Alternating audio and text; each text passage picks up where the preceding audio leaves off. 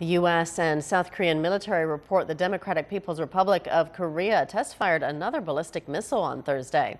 According to military sources, the test firing failed immediately after launch.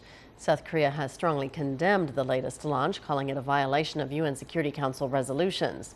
The missile was believed to be an intermediate-range Musudan. It comes as top diplomats and defense ministers from South Korea and the United States meet in Washington to discuss how to curb a defiant DPRK.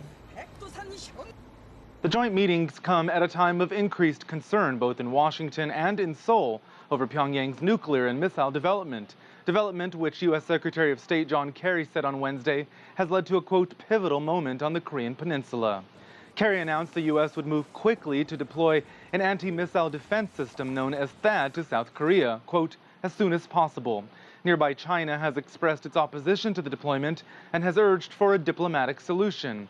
Now, all of this comes just 1 month after the DPRK conducted its most powerful nuclear test to date, despite the threat of increased sanctions and international isolation. On Wednesday, Pyongyang's main publication said the DPRK will strengthen its nuclear capabilities in response to what it called its enemies' scheme for aggression.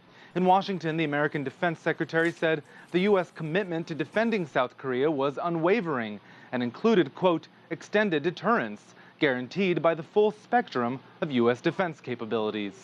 Make no mistake, any attack on America or our allies will not only be defeated, but also any use of nuclear weapons will be met with an overwhelming and effective response. Now, we may still have to wait to find out exactly what is meant by extended deterrence. South Korean Foreign Minister Yoon Byung-se said practical details would be revealed following the meetings of a new high-level bilateral body. But on several occasions, Yoon warned of the urgency in finding a way to contain the situation. Today's meeting is held in the face of the gravest nuclear and missile threat ever since the armistice. Despite our countless endeavors to resolve the Korean nuclear problem over the past 2 decades, Pyongyang has never relented in its pursuit of a nuclear program. Yoon's counterpart, John Kerry, was asked if this momentum will be kept up by the next U.S. president with elections just around the corner.